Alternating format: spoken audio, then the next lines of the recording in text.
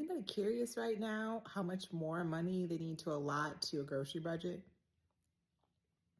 I've really been hardcore thinking about this, where I'm like, do we need to have so I want to say I think I have my budget at about $240, $260, something like that per month. Do I need to be able to allot double what you normally spend just to make sure that you catch everything? And of course, now everybody's wondering, now that I've said that, how they would afford to pay for double the groceries. Y'all, if you have not started writing down a budget and getting things in order, hop to it. Because maybe you need to take that $200, $300 you normally spend buying food out at restaurants or getting food delivered via DoorDash, and you need to move that money towards your grocery budget fund, which means you'll have to start cooking at home. You may have to start making French fries at home. And it's as easy as, right, cutting up everything from sweet potatoes or regular potatoes or parsnips. Like, there's so many options. Carrot fries.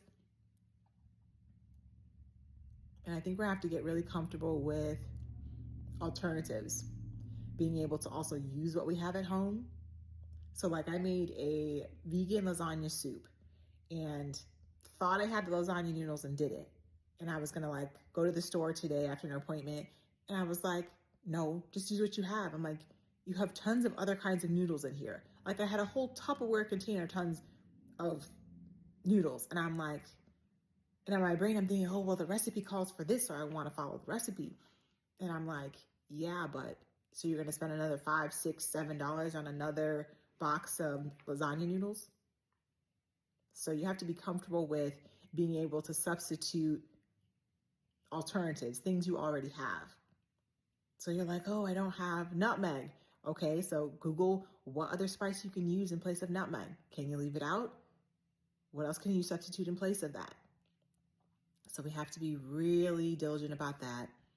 And I think about being okay with using generic items sometimes too. So whether it's cereal or it's ketchup or barbecue sauce, be okay with not always having the brand name that you're used to, or the brand name Quilted Northern toilet paper, or the paper towels that you're used to. Like, be okay with a short period of time where you use the generic or try a different brand that's a little less expensive. Or even just making your food go further. So I usually eat an avocado a day, like literally. So I'm like, okay, well, could I have half an avocado a day? And I could. So which means they would last twice as long. Like I have 2 avocados in there. Normally, I'd be like, oh no. So like if I would have gone to the store for lasagna noodles, not only would I have gotten lasagna noodles, I would have also gotten avocados. Because I would have gone over there and been like, oh, I do need, and I'm like, no, you don't really need. You just decided you were gonna pick that up. Oh, well, I'm already here, but that's not what you came for. So you're gonna go in the store, go in there for the item you came for and come on out. But those 2 avocados, if you eat half, could last most of the week. Something as simple as, and I'm like, oh, I eat way more peanut butter than I really should. So I could scale back to the actual serving size, and the container will probably last twice as long. And does everybody really want to do these things? Maybe not. But as times shift and change and all of that, you have to move with it.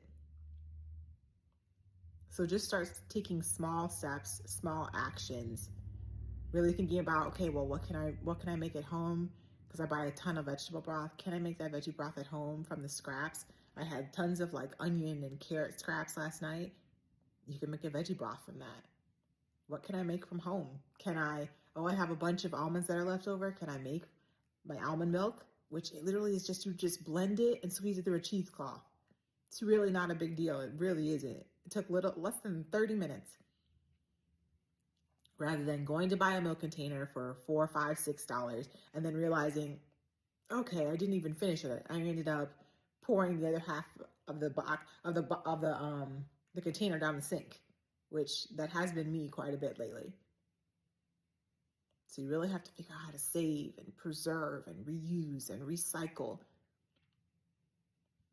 during the changing times. So I want to know, what are you guys going to do? What can you do right now to preserve something longer that usually goes bad, to prevent waste, to make that food item last longer? What can you do? Oh, the spinach is about to go bad. Guess what I can do? I can drop it into a freezer bag and use it for smoothies.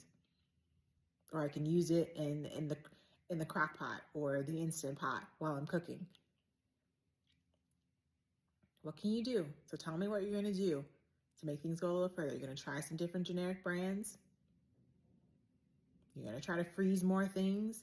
Are you going to try to can? I did buy an electronic, or what does he call it? Like an electronic pressure canner. So I'm gonna start going to these farmers markets and buying those things that I really enjoy eating, like tomatoes and cucumbers, and start canning them. So all throughout the year, I can have those. So I won't miss them because I would have canned them months prior. So what are you gonna start doing? Everybody about to become Susie Homemaker in this piece.